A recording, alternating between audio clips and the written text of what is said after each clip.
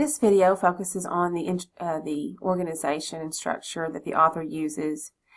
So he begins with an introduction paragraph, like any good paper will, and he starts by setting it up in context. And so the very first sentence makes a connection for the reader. For those who do not want to pay for genuine designer products, a fake Louis Vuitton bag or a knockoff Rolex watch might seem too good to pass up. So those are things that the reader can identify with and understand, so that now we know what the basic topic is here. Then he leads into mention of some of the research.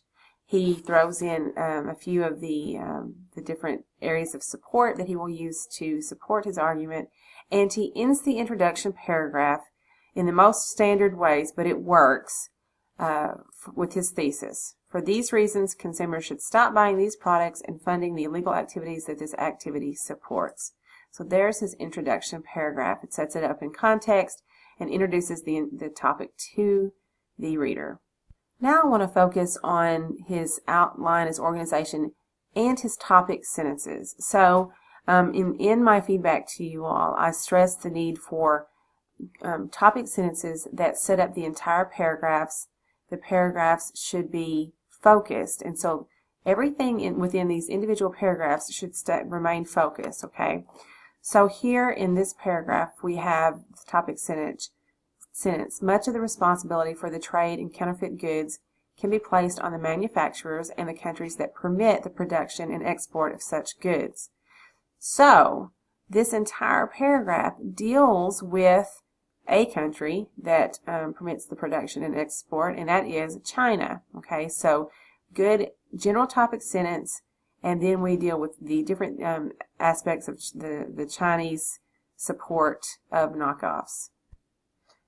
In the second paragraph, we have this nice transitional topic sentence where the author acknowledges the paragraph before. Despite such cultural justifications for counterfeiting, there is still an ethical problem associated with the purchase of knockoffs. Now I want to make you see here, this is the author's own words. Topic sentences should not ever have quotations in them. They should be your own words here. So we have ethical problems is the focus of this paragraph, and this number one ethical problem this paragraph deals with is the fact that child labor is involved here. Okay. The next body paragraph is a little short, so this is a student paper. I mean, it's not like it's the greatest thing in the world, but it's pretty good. But this particular paragraph is a little short. It could be expounded upon, but we have again a transitional topic sentence. Immoral labor practices are not the only reason why the counterfeit market needs to be stopped. And then this paragraph provides other issues here that are other immoral practices. They're not just immoral labor practices, they are unethical practices.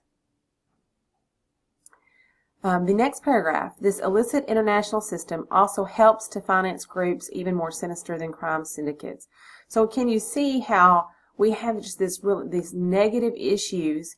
We already see here that he references drug trafficking, you know, and narcotics, weapons, child prostitution, and then this leads in to this support of terrorism and other extremist groups, and that is what this entire paragraph deals with. Right. The next paragraph, let's look at how we're still transitioning. Beyond the moral and ethical implications of its links to child labor, crime, and terrorism, counterfeit merchandise also undermines the mainstay of Western business, respect for intellectual property.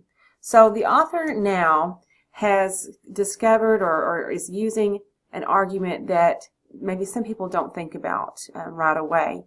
It is obviously not the same legal maybe issues, but it's still an ethical issue, right? If you're stealing intellectual property, it's like our version of plagiarism. So he leads in with this transition, but this happens to be the paragraph in which he deals with the opposing argument. Okay, so please note that your opposing argument paragraph does not have to be a full-blown paragraph. It can be part of your support. You know, it can be part of your evidence. So here we have where he says that this Christopher Sprigman, one of his sources, disagrees with the fact that this fashion industry, is intellectual property. And so the author refutes that by saying that, this is not, he says, but even this argument, which addresses the influences of legitimate fashion designers and manufacturers, cannot be used to justify allowing counterfeiters to copy Prada handbags or Hugo Boss suits and pass them off as genuine branded articles. Such illicit activity creates no trends other than perhaps increasing the market for counterfeit products, which siphons off more profits from original designers.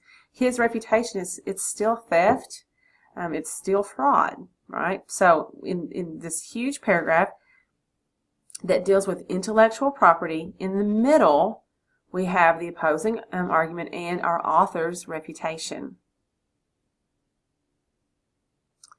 All right. And then he has a paragraph that involves other goods that aren't just fashion and luxury. And so look at this topic sentence. The knockoff market is not limited to fashion and luxury goods. And so this entire paragraph focuses on other knockoff goods. Finally, we have the conclusion here where he wraps it up. It is okay to still include a little bit of quotes or whatever if it helps you wrap up your argument.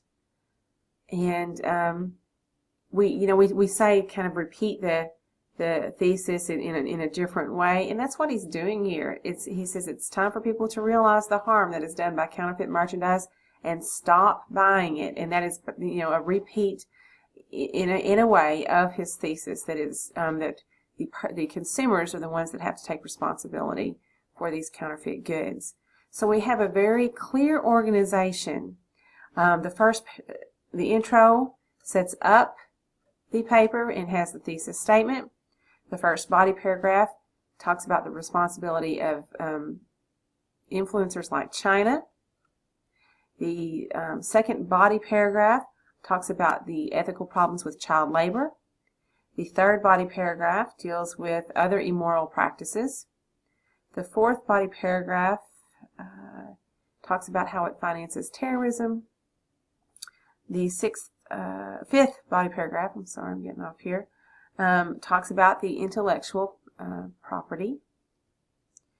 And then the next body paragraph talks about other knockoff goods, and then we have a conclusion.